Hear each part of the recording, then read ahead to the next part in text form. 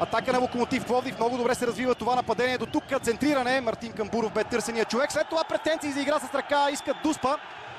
Играчите на Локомотив Пловдив. Симеон Райков е категоричен, че топката е докоснала до футболист на Ботев в ръката. Сега ще видим повторението.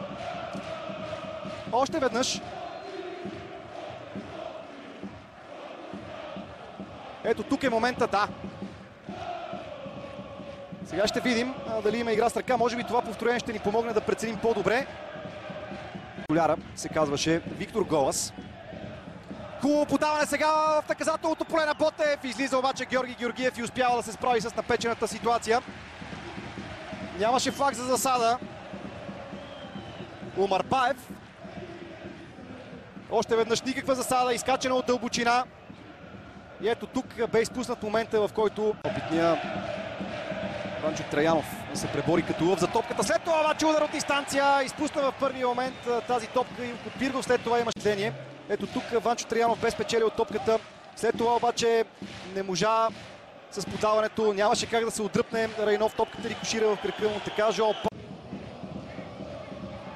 Отново напрежение в наказателното поле. Засада няма. Успореден пас на гол линията и за малко да се стигне до куриозен автогол.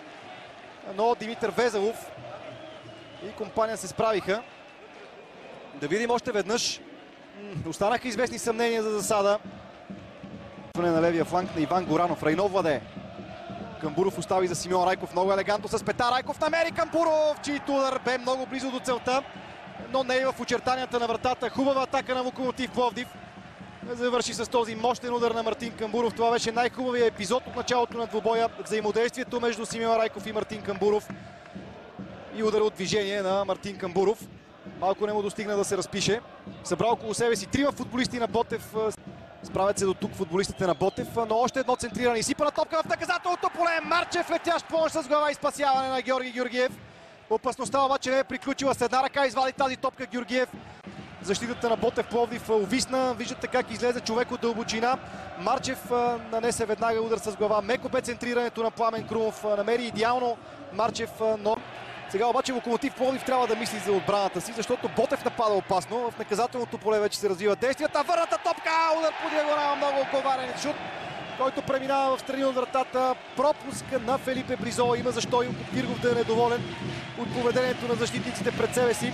Вижте атаката на Ботев и грешките на Димитър Везелов, който вместо да изчисти с едно докосване тръгна да спира тази топка. Сбърка и след това непокрития Фелипе Бризола не можа да накаже Илко Пиргов.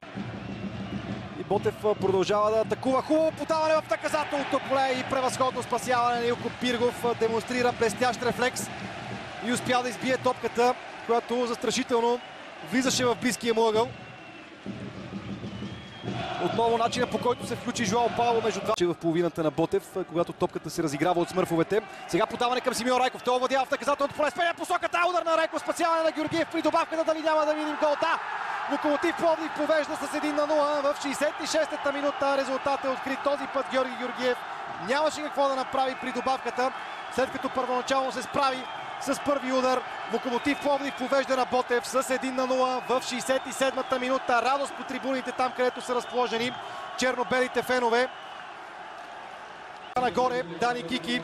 Гледаме цялата атака. Подаването от дълбочина към Симеон Райков, който смени посоката и веднага шутира. Георги Георгиев изби. Мартин Камбуров тръгна напред и Дани Кики се оказа най-съобразителен в наказателното поле. Армия.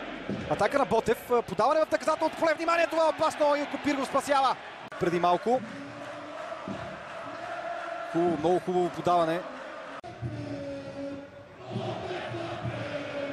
Атака през центъра за жълточерните. Няма засада при това подаване. Голямата възможност за Ботев е оползотворена 1-1. Канарчетата изравняват резултата в 75-та минута. Иван Стоянов. Не случайно той бе голмайстор в предсезонната подготовка на Ботев. Ето, че и сега озовал се сам срещу Илко Пиргов. Успя да го накаже и Ботев изравнява. Иван Стоянов за Ботев Пловдив. Цялата атака.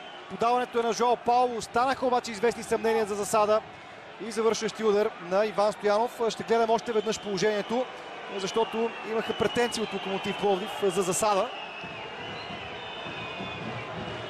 Ето е ситуацията. О, да, това е засада.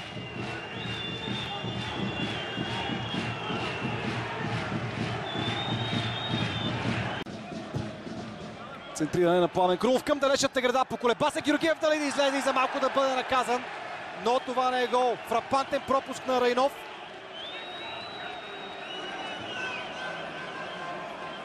Не може да повярва Илян Илиев, но това не е попадение. Ето как увисна Георги Георгиев. Топката беше върната с глава. Смърфовете имаха още една брилянтна възможност да поведат с 2-0. Не се възползваха и бяха наказани от Ботев. Сега да видим. Много голяма опасност пред вратата. И решителни действия буквално в последния момент. Не случайно получава поздравления Цветомир Панов от своя вратар Георги Георгиев. Хвърли се самоотвержено срещу Тимо Бакалов. На пръв поглед го бе изпуснал ето тук, но виждате как се умя да се справи в последствие.